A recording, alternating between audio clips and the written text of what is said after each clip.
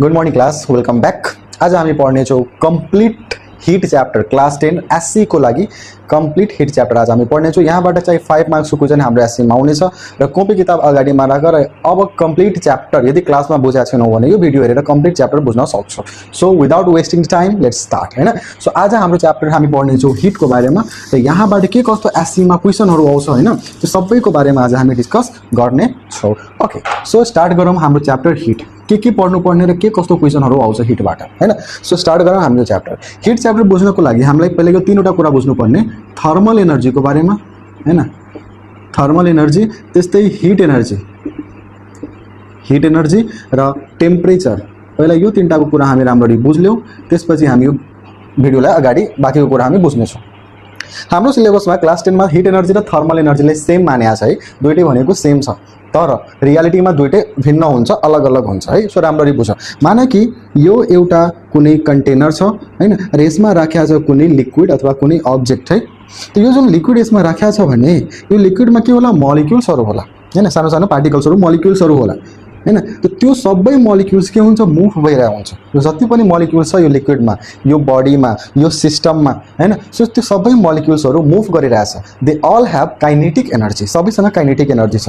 माने कि यसको 1 जुल होला, यसको 2 जुल होला, यसको 3 जुल होला, यसको 1 जुल होला है, सबको केही न केही काइनेटिक एनर्जी होला। त थर्मल एनर्जी मतलब के भयो, जति पनि मलिक्युल्स छ र सबै मलिक्युल्सको काइनेटिक एनर्जीको सम, जोडफललाई भन्छ थर्मल एनर्जी है। सो थर्मल एनर्जी मतलब के भयो, sum of kinetic energy of all the molecules, जति पनि मलिक्युल्स छ एउटा बडीमा, एउटा सिस्टममा, त्यो सबै मलिक्युल्सको काइनेटिक एनर्जीको समलाई भन्छौँ हामी थर्मल एनर्जी। ओके, सो यो भयो हाम्रो थर्मल एनर्जी। अब हामी कुरो गरौँ हिटको एनर्जीको बारेमा। हिट एनर्जी के भयो है। सो थर्मल एनर्जी हामी बुझ्यौँ। थर्मल एनर्जी मतलब के भयो, sum of kinetic energy of all the molecules possessed in a body or system.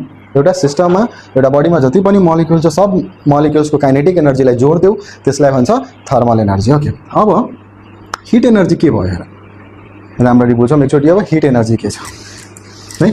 So hit एनर्जीको कुरो गरौँ। Hit energy, so heat energy मतलब के भयो, अब त्यो जुन पानी थियो हैन, त्यो पानीमा त हाम्रो मलिक्युल्सहरु छ, मलिक्युल्सको त काइनेटिक एनर्जी थियो। अब यो पानीलाई एकछिन यहाँ छोड दो। अब छोडिदिसकेपछि के हुन्छ, यदि यो पानी तातेको छ भने यहाँबाट एनर्जी के हुन्छ, बाहिर जान्छ। अथवा यो पानीलाई तिमी यहाँ बर्नरमा हाल्दियो भने यहाँबाट के हुन्छ, एनर्जी पानीमा आउँछ हैन। सो जुन थर्मल एनर्जी ट्रान्सफर भयो, कि त यो पानीमा आयो कि त यो पानीबाट बाहिर गयो हैन, त्यसलाई भन्छ हिट एनर्जी।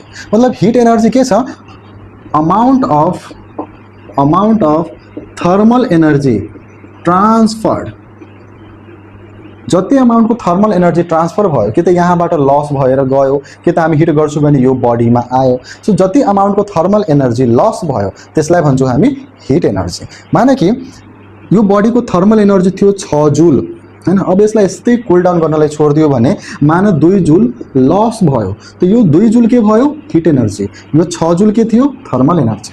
अथवा माने कि यो अब्जेक्टलाई, यो बडीलाई, यो पानीलाई के गर्यो, तिमी यहाँबाट हिट गरिरहेछौ, यहाँबाट तिमी हिट गरिरहेछौ। त हिट गर्यो भने यसले केही अमाउन्टको एनर्जी गेन गर्छ, माने कि 4 जुल यसले गेन गर्यो, त्यो 4 जुल के भयो, हिट एनर्जी भयो।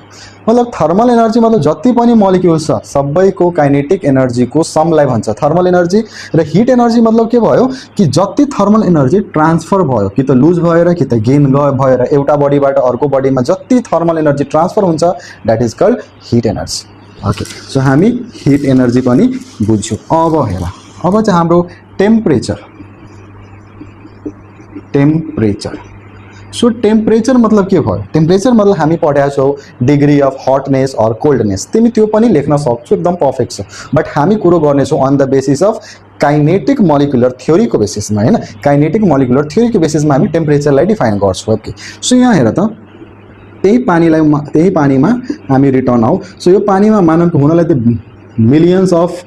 मिलियन्स अफ के मलिक्युल्सहरु होला, तर अहिलेको लागि एज्युम गर मात्र 4वटा मलिक्युल्स है। सो सबैको केही न केही काइनेटिक एनर्जी होला, 2 जुल, 1 जुल, माने यसको 2 जुल, यसको पनि 2 जुल, केही न केही काइनेटिक एनर्जी होला। धेरै हुन्छ, म जुलमा देखाएँ, त्यो त धेरै बढी भइदियो, यति हुँदैन, तर एकछिनको लागि बुझौँ।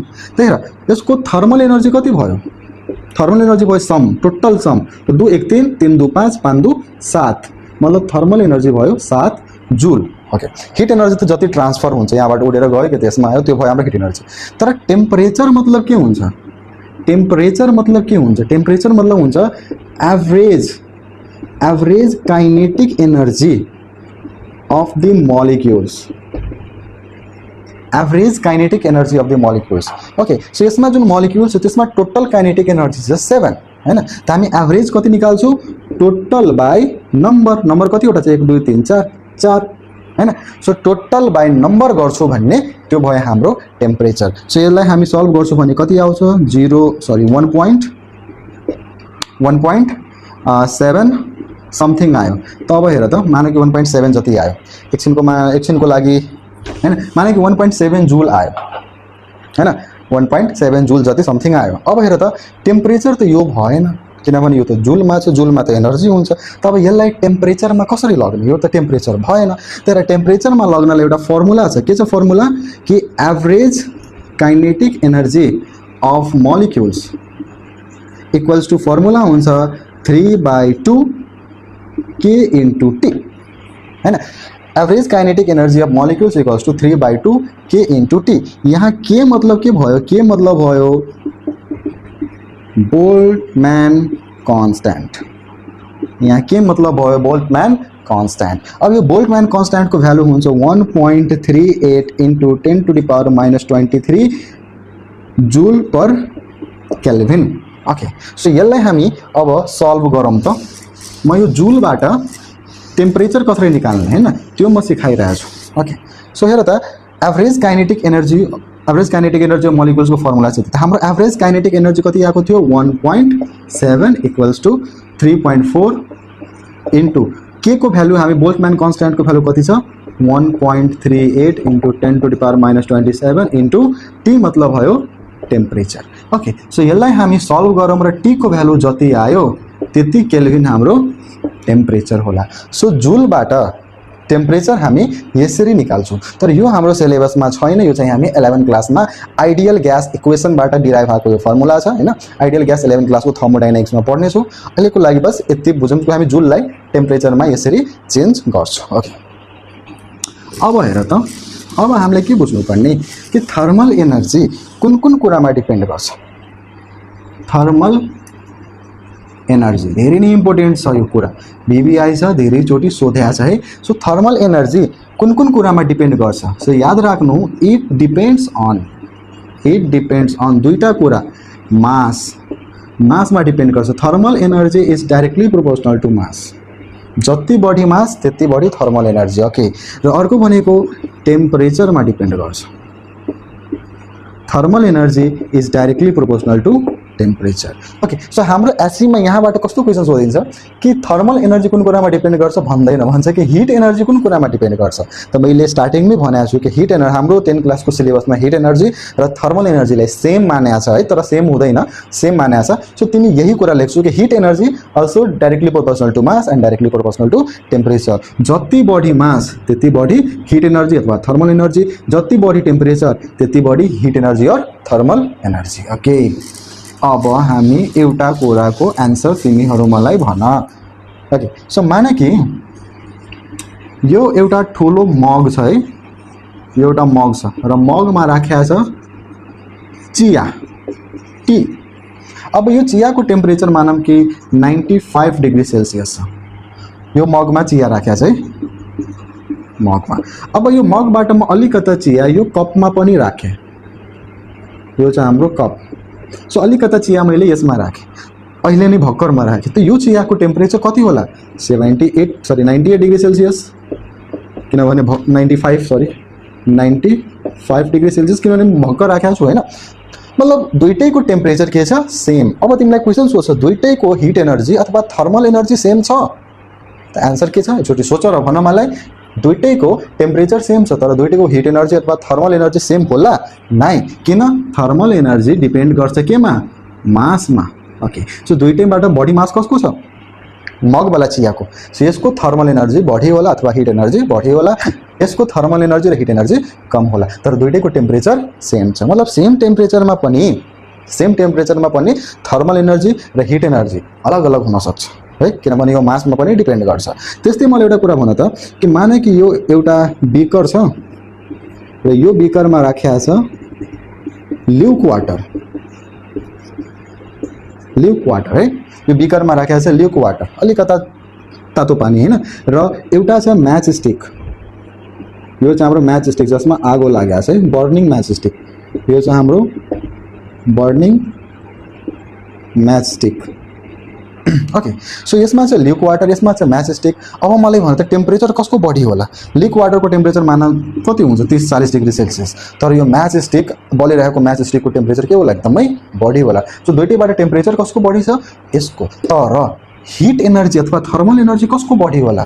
थर्मल एनर्जी बढी होला ल्युक वाटरको। किनभने यसमा बढी मलिक्युल्सहरू छ, बढी मलिक्युल्स र बढी काइनेटिक एनर्जी होला, र थर्मल एनर्जी मतलब के भयो? सम अफ काइनेटिक एनर्जी, त काइनेटिक एनर्जी अभियसली यसको बढी होला। सो यो छ हाम्रो थर्मल एनर्जी, हिट एनर्जी र टेम्परेचर। ओके, अब एउटा कुरा अझै हामीलाई के बुझ्नुपर्ने, कहिलेकाहीँ यहाँबाट पनि क्वेसन हामीलाई सोधिन्छ। के छ कुरा कि हिट एनर्जी जसलाई हामी थर्मल एनर्जी पनि भन्छौँ, यो मेजर्ड कसरी गरिन्छ? So heat energy can be measured by using a device called calorimeter. So heat एनर्जीलाई मेजर गर्ने डिभाइसको नाम छ क्यालोरीमिटर। र क्यालोरीमिटरको प्रिन्सिपल के छ? क्यालोरीमिटरको प्रिन्सिपल के छ? त क्यालोरीमिटरको प्रिन्सिपल के छ? आइडियल कन्डिसनमा है, in ideal condition heat lost equals to heat gain हुन्छ।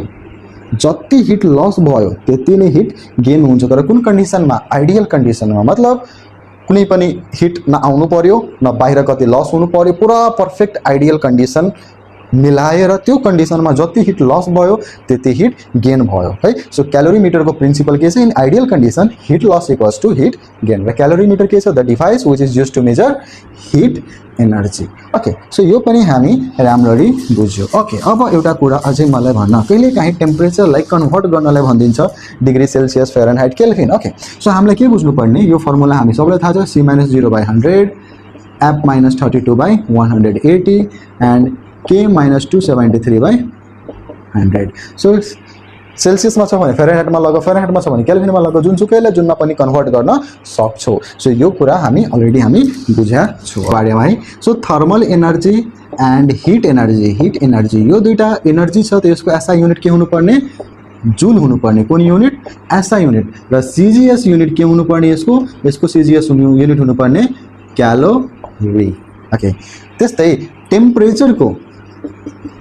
टेम्परेचरको एसआई युनिट के हुन्छ? हाम्रो केल्भिन हुन्छ। बट यो also measured, it is also measured in degree Celsius and degree Fahrenheit है। सो यो कुरा याद राख्नु कि हिट एन्ड टेम्परेचरको एसआई युनिट के छ? हाम्रो केल्भिन। तर यो डिग्री सेल्सियसमा अथवा डिग्री फेरेनहाइटमा पनि मेजर गरिन्छ। र हामीलाई यो पनि थाहा छ कि 1 क्यालोरी इक्वल्स टु हुन्छ 4.2 जुल। धेरै नै इम्पोर्टेन्ट छ, एमसिक्यूमा धेरैचोटि सोधेको छ एससीमा। 1 calorie equals to 4.2 joule. Okay, so यो पनि हामीलाई थाहा छ। थर्मल एनर्जी कुन कुरामा डिपेन्ड गर्छ त्यो पनि हामी राम्ररी बुझिसक्छौँ। ओके, अब हामी कुरो गरौँ यसको 1 क्यालोरी मतलब के भयो?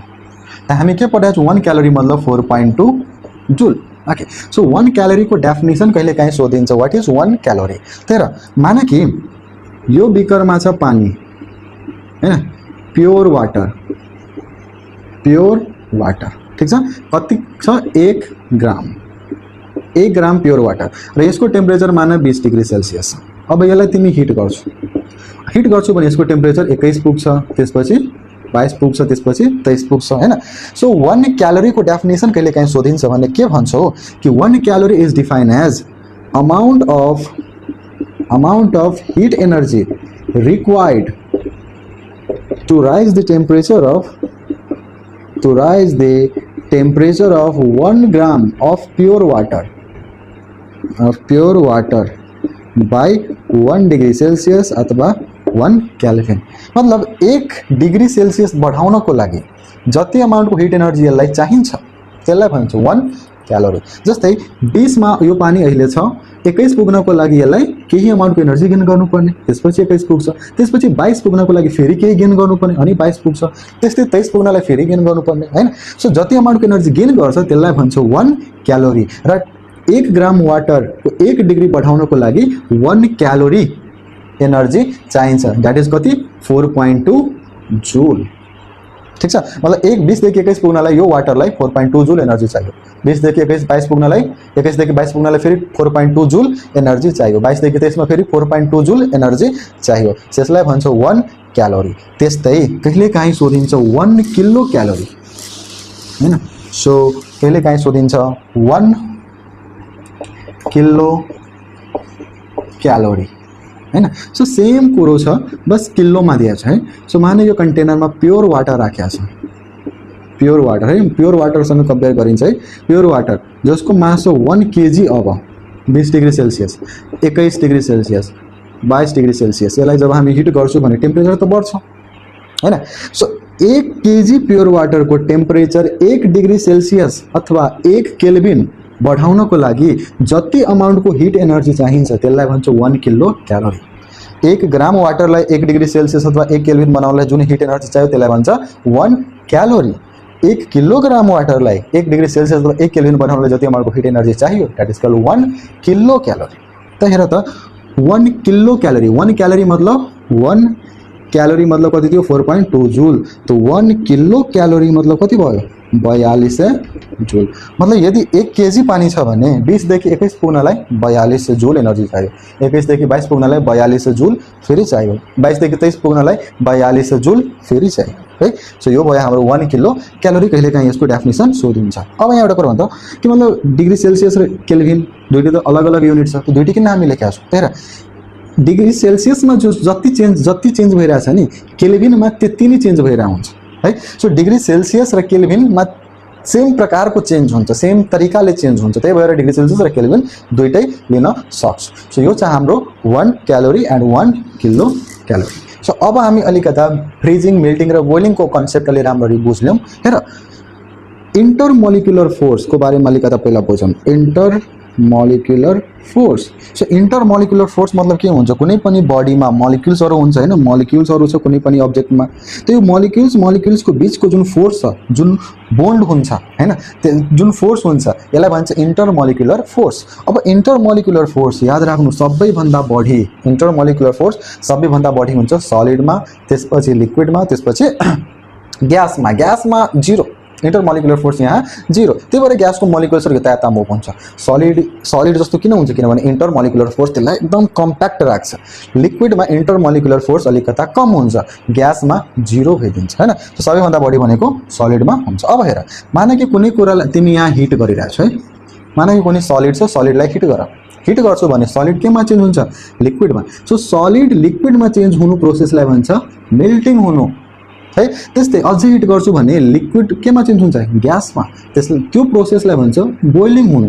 हेर, हामी कुनै सलिडलाई जब हिट गर्छु भने त्यो लिक्विडमा चेन्ज हुन्छ, किन, इंटरमोलिकुलर फोर्स सलिडमा बढी हुन्छ, त्यो भइदियो कम, लिक्विडमा चेन्ज भयो, यो प्रोसेसलाई के भन्छ, मेल्टिङ। त्यस्तै फर्दर तिमी हिट गर्दै गयो भने लिक्विड केमा चेन्ज हुन्छ, ग्यासमा हैन, किनभने इंटरमोलिकुलर फोर्स अझै कम हुँदै हुँदै यहाँ आएर 0 भइदियो, ग्यासमा 0, र यो प्रोसेसलाई भन्छ बोइलिङ हैन। ओके, अब माने कि तिमी यहाँ कुल डाउन गरिरहेछौ, ग्यासलाई तिमी कुल डाउन गर्छौ भन्ने इंटरमोलिकुलर फोर्स, ग्यासको पार्टिकल्सहरु जुन यताउता गएको थियो त्यसमा त्यो के हुन्छ, त्यसको काइनेटिक एनर्जी कम हुन थाल्छ। काइनेटिक एनर्जी कम भयो भने मोलिक्युल्सहरु नजदिक आयो भने इंटरमोलिकुलर फोर्स बढी भयो हैन। सो ग्यास केमा चेन्ज हुन्छ, लिक्विडमा। कुल गरिसकेपछि ग्यास चेन्ज हुन्छ लिक्विडमा, and this process is called condensation हैन। र त्यस्तै अझै तिमी कुल डाउन गर्छौ भने लिक्विड केमा चेन्ज भइदिन्छ, सलिडमा, र this process is called freezing. ठीक छ।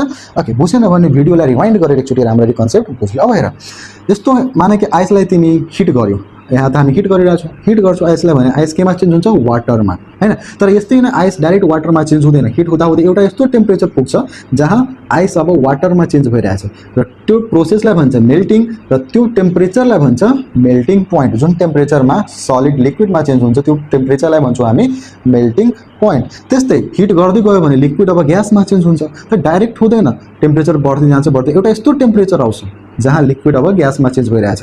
यो प्रोसेसलाई भन्छ बोइलिङ र त्यो टेम्परेचरलाई जुन टेम्परेचरमा लिक्विड ग्यासमा चेन्ज हुन्छ त्यसलाई भन्छ बोइलिङ पोइन्ट। ओके, अब तलतिर त हामी कुल डाउन गरिरहेको। ओके, सो माने कि ग्यासलाई तिमी कुल डाउन गर्छौ, कुल डाउन गर्छौ भने इन्टरमोलिकुलर फोर्स बढ्छ जसले गर्दा त्यो लिक्विडमा चेन्ज हुन्छ, हैन। सो डाइरेक्ट चेन्ज हुँदैन, एउटा यस्तो टेम्परेचर आउँछ जहाँ ग्यास लिक्विडमा चेन्ज हुन स्टार्ट भइदिन्छ र त्यो प्रोसेसलाई भन्छ कन्डेन्सेसन र त्यो टेम्परेचरलाई भन्छ कन्डेन्सेसन पोइन्ट। ओके, अझै हिट गर्छु भन्ने सरी अझै कुल डाउन गर्छु भने लिक्विड अब के हुन्छ, सलिड बन्न थाल्छ, हैन। आइस अब के हुन्छ, सलिड बन्न थाल्छ। त डाइरेक्ट बन्दैन, एउटा यस्तो टेम्परेचर आउँछ जहाँबाट लिक्विड अब सलिडमा बन्छ र त्यसलाई त्यो प्रोसेसलाई भन्छौँ फ्रिजिङ र त्यो पोइन्ट टेम्परेचरलाई भन्छौँ फ्रिजिङ पोइन्ट। सो यो कन्सेप्ट हामी यो डायग्रामबाट एकदमै राम्ररी र इजी तरिकाले बुझ्न सक्छौँ। ओके, एउटा कुरा अझै म कन्फ्युजन नहोस् त्यसको लागि म भनिरहेको छु, हैन। सो यतातिर हिट हुँदाखेरि इन्टरमोलिकुलर फोर्स के भयो, डिक्रिज हुँदै गयो, डिक्रिजेज हुँदै गयो, कम हुँदै गयो, त्यही भएर सरी लिक्विडमा लिक्विड ग्यासमा। तर कुल गर्दाखेरि यतातिर आउँदाखेरि के भयो, इन्टरमोलिकुलर फोर्स के भयो, इन्क्रिजेज हुँदै गयो। सबैभन्दा बढी इन्टरमोलिकुलर फोर्स केमा हुन्छ, सलिडमा, सबैभन्दा कम केमा हुन्छ, ग्यासमा। सो यो चाहिँ हाम्रो मेल्टिङ, बोइलिङ, फ्रिजिङ, कन्डेन्सेसन र melting, boiling point, freezing point र कन्डेन्सेसन पोइन्टको बारेमा यो इजी कन्सेप्ट हामी यहाँबाट बुझ्न सक्छौँ। सो अब हामी कुरो गरौँ कि बोइलिङ पोइन्ट एन्ड प्रेसरको रिलेसनको बारेमा, बोइलिङ पोइन्ट र प्रेसरको रिलेसनको बारेमा। यहाँबाट पनि एससीमा खतरनाक क्वेसनहरू आउँछ गाइज, राम्ररी बुझौँ। याद राख्नु, boiling point is directly proportional to pressure.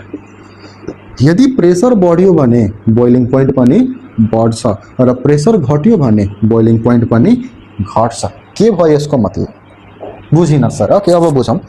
म तिमीहरूलाई यदि सोध्छु कि पानीको बोइलिङ पोइन्ट कति छ, त सबजनाले भन्छौ 100 डिग्री सेल्सियस। तर यो बोइलिङ पोइन्ट सी लेभलमा हुन्छ, सी लेभलको छ। तिमी मलाई यहाँ पानीलाई 100 डिग्री सेल्सियससम्म बोइल गरेर हेराइदियो प्योर वाटरलाई, इम्पोसिबल छ। किन, सी लेभलमा जुन एटमोस्फेरिक प्रेसर छ नि त्यो अनुसार 100 छ। ल तिमी के गरौ, माउन्ट एभरेस्टमा गएर बोइल गर त, हामीलाई थाहा छ 8 क्लासमा पढाएको छु कि माथि गयो भने एटमोस्फेरिक प्रेसर के हुन्छ, डिक्रिज हुन्छ, हैन, प्रेसर कम हुन्छ। र सबैभन्दा कम प्रेसर कहाँ छ, on the top of Mount एभरेस्टको टुप्पोमा सबैभन्दा कम एटमोस्फेरिक प्रेसर हुन्छ। त प्रेसर त कम भयो, त त्यहाँ बोइलिङ पोइन्ट पनि कम भइदिन्छ। पानी 68 डिग्री सेल्सियसमै बोइल भइदिन्छ। जति बढी प्रेसर त्यति बढी बोइलिङ पोइन्ट, जति कम प्रेसर त्यति कम बोइलिङ पोइन्ट। तो जुन हामी पढाएको छु 6 डिग्री सेल्सियस, जहाँ पनि हामी भन्छौँ कि boiling point of water is 6 degree Celsius, but यो इनकम्प्लिट छ है। सी लेभलमा 6 डिग्री सेल्सियस, हरेक ठाउँमा 6 डिग्री सेल्सियस हुँदैन। माउन्ट एभरेस्टमा 68 मै बोइल भइदिन्छ, हैन। के भन्छ, हामी स्पेसमा गयो भने यदि प्रेसर, एटमोस्फेरिक प्रेसर 0 भइदियो त बोइलिङ पोइन्ट पनि 0 भइदिन्छ, हैन। सो माने कि भ्याक्युममा प्रेसर कति हुन्छ, प्रेसर हुन्छ हाम्रो भ्याक्युमको कति, 0। त्यहाँ पानी बोइलिङ पोइन्ट अफ वाटर कतिमा, 0 डिग्री सेल्सियसमा त्यहाँ पानी बोइल भइदिन्छ है। सो पानीको बोइलिङ पोइन्ट, कुनै पनि कुराको बोइलिङ पोइन्ट प्रेसरमा पनि डिपेन्ड गर्छ। सो 0 डिग्री सेल्सियसमा पनि बोइल हुन्छ, 68मा पनि, 100मा पनि। प्रेसर बढाऊ बोइलिङ पोइन्ट बढ्छ, प्रेसर घटाऊ बोइलिङ पोइन्ट घट्छ है। अब यहाँ एउटा क्वेसन छ तिमीहरूको लागि कि पानी 0 डिग्री सेल्सियसमा पानी बोइल गर्नलाई हामी भ्याक्युममा गएर बोइल गर्नुपर्ने, हैन। इफ मलाई पानीलाई -2 डिग्री सेल्सियस अथवा -1 डिग्री सेल्सियसमा बोइल गर्नु छ भने के गर्नुपर्छ, यसको एन्सर तिमीहरू कमेन्ट गर्छौ र जसको कमेन्ट सही होला म उसको पिन गरिदिन्छु। मलाई 0 डिग्री सेल्सियसमा बोइल गर्नलाई भ्याक्युममा गर्छु है, तर -1 डिग्री सेल्सियसमा बोइल गर्नलाई के गर्नुपर्ने, यसको एन्सर तिमीहरू कमेन्टमा गर्छौ। जसको सही हुन्छ म उसलाई पिन गरिदिन्छु। ओके, त्यस्तै अलिकता हामी प्रेसर कुकरको पनि कुरो गरौँ। Pressure cooker. क्वेसन यहाँबाट सोधिन्छ कि प्रेसर कुकरमा खाना किन चाँडै पाक्छ। त्यही भएर प्रेसर कुकर हुन्छ के प्रेसर कुकरमा खाना किन चाँडै पाक्छ। हेर त्यो के हुन्छ जब हामी यो प्रेसर कुकर युज गर्छौँ भने यसमा वाटर भेपर फर्म हुन्छ। भेपर फर्म भयो र भेपर के गर्छ वालहरुमा टक्राउँछ यताउता, मतलब भित्रको प्रेसर भइदिन्छ हाई। ओके, अब प्रेसर हाई भयो भने boiling point directly proportional to के प्रेसर। अब भित्रको प्रेसर बढ्यो भने बोइलिङ पोइन्ट पनि के हुन्छ बढ्छ र यहाँ पानी बोइल हुन्छ 120 डिग्री सेल्सियसदेखि 125 डिग्री सेल्सियसमा। तो यहाँ पानी यति डिग्री 120-125 डिग्री सेल्सियसमा बोइल हुन्छ, तो यहाँ खाना चाँडै पाक्छ है। सो पानी को अथवा कुनै पनि कुराको बोइलिङ पोइन्ट प्रेसरमा डिपेन्ड गर्छ। सो यो चाहिँ हाम्रो relation between boiling point and pressure. Okay,